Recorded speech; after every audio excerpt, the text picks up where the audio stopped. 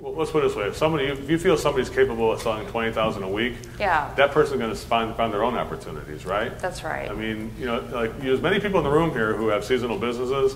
Do you worry about how many calls you have, or do you worry about what you do on those calls? Kathy could probably speak to that. Probably in Memphis, Tennessee. Again, it's probably second place to Los Angeles for the worst place to run a heating company.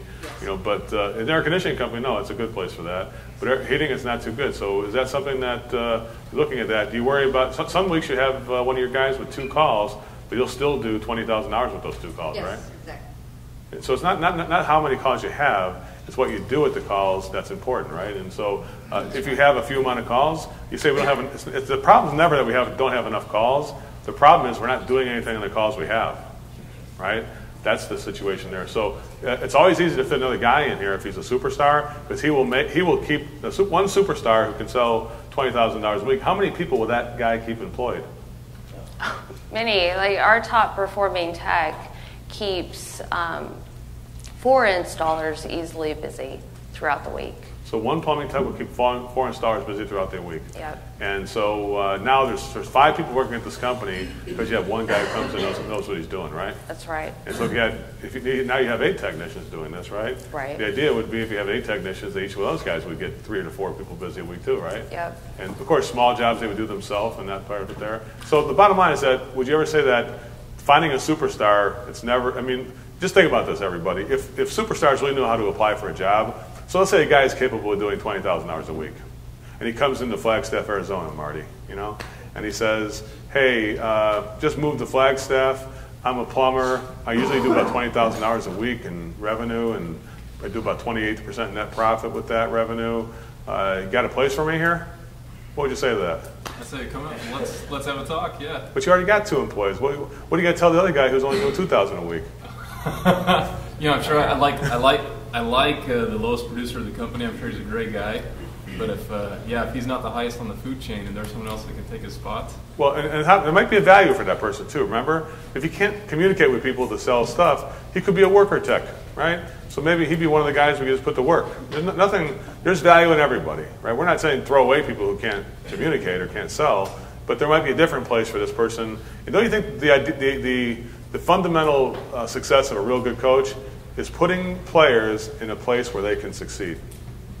Taking the people you have, and you look at Bill Belichick from the Patriots, he's great at taking rookies and putting them in a certain role, maybe only 30% of the game or 10% of the game, and being excellent in that role. That's all you do. Just on short yardage or 3rd and 10, they bring these people in, and just on that one kind of play there, we got that one kind of player.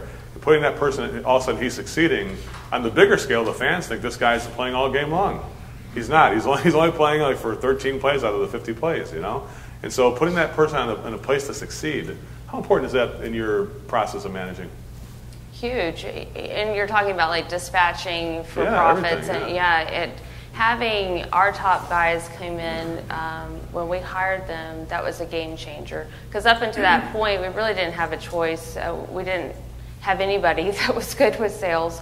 So they were getting all the opportunities regardless of ability.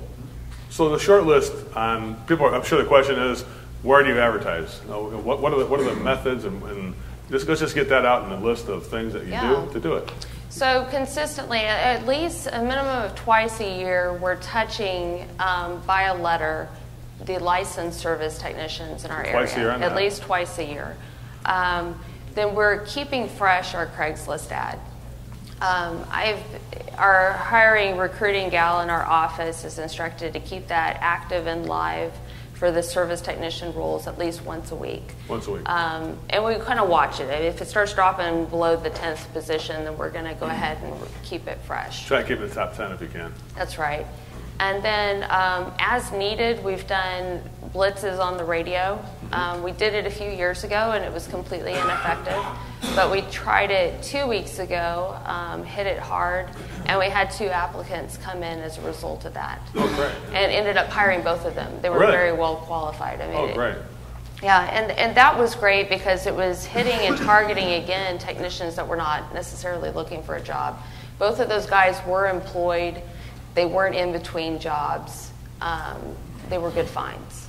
And I will say, if you want to see some creative marketing and see a creative website that will keep your attention you should visit radiantplumbing.com. It is amazing. The blog alone will keep you entertained in stitches. They had a blog with the plumber who put in this toilet by Toto with the MP3 player and the heated seat, and he was taking you with his camera through the video process. Look, you can sit and stay warm when you sit down here. Here's the MP3 player. He's all kinds of cool things. And Brad and Sarah do a thing with their business. They have a toilet that they put in the front window of their business, and it has a new theme every month. Like St. Patrick's Day, they have shamrocks coming out of the toilet, or Christmas, a pot of gold. A pot of gold. Yeah. The rainbow goes into the toilet. And they have news reporters visit their company several times a year. It's one of the on a busy turn, and they visit their facility several times a year, saying, "We're here at Radiant Plumbing." I've seen they have the interviews are on their blog. You can search it, and they have all these different toilets, and they have a theme, every month a new theme, right? Right. It's a great marketing, a creative, great marketing thing that people see. Yeah, Mike. Sarah, a question. You said that you have somebody that does hiring and recruiting. Yes. Is that full time? We're going to talk about that. If you hold that question, that's coming up. Okay, so we don't want to answer you. It's probably too good right now, Mike, to answer that question. We're going to talk about that accountability. So you finished where you put the ads. Craigslist. What else was it again? Just repeat that list again. Craigslist, letters to the plumbers at least twice a year, and radio campaign as needed. And we've also done wanted posters at the supply houses. Let the guys know that work at the supply houses that we'll give them a $500 Visa gift card if we hire any of their referrals. That's Cool. worked a couple times. That's been good, and that keeps them actively looking for us. And we found, too, that when a new technician comes on board with our company, asking them for referrals of who is the best technicians at the shops that they've worked with previously. Yeah. And having them personally reach out to those guys and invite them in for an interview. I've seen that succeed with you several times. We have. I kind of hate to say it, but we've gutted 2 small shops doing that. Well, with them coming on board, after.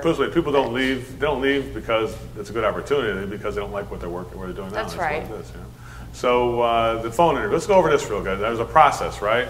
Yes. I have a quick question. You said that you had a fun work environment as well as you're structured and organized and all those things. But do you have? How do you? What are the benefits? You said that you have many benefits that you can come to work there and it'd be a good thing to do to work there. What are the benefits? What kind of benefits do you offer that other people don't offer? I think one of the things from a high-performing tech side that our top guys really like is we have it set up to where they have the ability to sell a job and an installer will come in and actually do that work. It does reduce their commission. But those top guys want to stay in front of customers and selling. And within our Austin market, there's no other company doing that. And so their sales are going to be capped. They're going to be limited. Our top guy this past year hit $878,000 in sales as a plumber. But that was made possible by the fact that he didn't physically have to install all that work. But he's still responsible for making sure that those jobs were profitable because he is paying for those guys to go out there. That's a big benefit. I don't know. It's like within our industry at times you just see even just normal benefits, they're backwards at other companies. And when they come on board with us, after they've put in 2 years, we pay 100% for the employee portion. The guys really like that. Just things like that, perks like that. New trucks, we're keeping them fresh. They hate driving the ratty old trucks from the other companies. Do you have like a retirement plan or those kind of items too? We have a 401k matching up to 4%, that sort of thing. Great. So we talk about the process. There's a timeline and a process here. And Mike Cottle asked a great question, and I want to thank him for asking that question. And the question is, who does all this stuff? Do you do it all yourself, or you got somebody doing the whole thing here? I actually have a gal in our office, Lonnie, who is awesome. She came from an HR background. She's has a 4-year degree in it, And right now she's kind of sucked back in the trenches because we're down a staff member, ironically, in the office. But that is the primary role and duty of what she does, is HR and recruiting. And she loves it. She has a passion for it. She's really good at it. How important is that isolation of that responsibility as opposed to saying that, otherwise it falls to who? If Lonnie's not there, who would be doing all this stuff? It would be me. And how many kids you got? 4. 4 kids? Yep. And is that easy to run a family of 4 and have to recruit and hire super technicians too? No, not really. I wouldn't think so. So I know it sounds like a dumb question, but how much attention could you really give to it if you had to give? If they said you're responsible for it, Sarah, because Brad's busy training the guys and all the stuff he's doing. Yeah. How would that happen if Lonnie wasn't there? What would happen? What would probably happen to your move to try to be full-time recruiting? Yeah, it's very difficult. I mean, it's just, and I get it as an owner. It's just, it feels almost impossible. Putting her in charge and holding her accountable was the best thing that we've ever done. Because I can do that. I can have a daily and weekly conversation with her about where we're at. Right. But physically having the time to do it, I don't necessarily always have the time. Well, let's talk about the process so you can define this process. First of all, you place the ad, you got 200 people calling, or 50 people or 38 people, like you said, from some of the things you do and different Craigslist and things like that. The phone calls start to come in, right? The first aspect of it, you told me, is a phone interview. Now, we talked about this process, which is basically before you invite people into your company and waste time of Lonnie or something like that, we want to make sure if there's even the basic core things that are in place. So what is that? I mean, does Lonnie hold that interview with the people coming in, or what happens then? She does. She speaks with everybody that has applied, and she has a list of things that she's going through. What's the status of your license? How many years of experience do you have? Asking them a variety of questions, but at the heart of it, she really wants to see, is this guy personable and nice on the phone? What's it sound like? Yeah. How's he sound? And even if it's, the whole process of recruiting is, even if we don't have a position open right now, right today, we still want to invite that person in and meet them. Right. They may be inexperienced. They may be calling about a plumbing service technician position and may make an all-star apprentice. Right. And we still want to meet that person. That's great. And actually, the next speaker after you will be actually having a turnkey process and a contact with employees. So if they come and apply for a job, there's a way to keep this thing automatically contacting these people over the years so you can keep them fresh in a database of possible employees that may change. The guy who can't communicate today may have taken a Dale Carnegie class next year, and maybe he just light at the end of the tunnel. He becomes somebody. I applied. I wasn't ready. I can tell you, right? And so it's important to say that when you get these phone interviews and they're licensed plumbers, even if you're not going to hire them, how important is it to maintain that database of people there? That's huge, because as soon as we do actually have an opening, that's what we're going to. We're going back to our database of the guys that we've already interviewed and who's a potential fit, and making phone calls. And we're able to much more quickly fill that position because of the recruiting efforts all year long. You got a standby list. Everybody listen to this. One of the biggest mistakes that people make is that they get job applications and people call. First of all, I say come in and fill out an application. Number one, now you got a bunch of people running into your shop and measuring up your company, maybe even stealing ideas from you guys, the way you operate and things like that. The first thing it should be let's see if this person's a fit. It's not important who the company is right now. It's important who you are right now, right? So let's interview the person first. Make sure that they have the right attitude.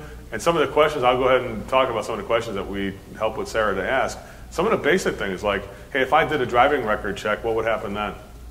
Oh, yeah, I had the DUI last year, but I'm good now. Okay, well, what about the criminal background check? Well, that cocaine was my girlfriend's. It wasn't mine. You know what I'm saying there? So if I did, so you can't ask him, do you have a criminal record? You say, but if I did this, let's imagine if I did a criminal background check, what would happen? Just ask that question. You can't directly ask, did you have a criminal record? But you can ask, if I did that check, what would happen? It's a different way of asking it can work. Hey, if I were to say that you had to work past a certain amount of hours, that it's more than 8 hours a day here, what would happen then? Those are all different kinds of questions you're checking, kind of like the convince me step, a neutral question that's not leading the employee to answer some way. make sure you don't. A lot of times people are looking for employees so desperately they put the words in the guy's mouth. Like, we're looking for a guy who works 8 hours a day. Can you do that? You know, it's like, well, yeah, sure, whatever it takes to get the job. You know what I'm saying? Or it's like, yeah, sure, I can do that. Driving record, I can drive. So it's like you're not getting the specific. You're not expecting what you're expecting. So you got to be specific with the answer you're getting, and then carry it all the way through. That's the thing I think about that.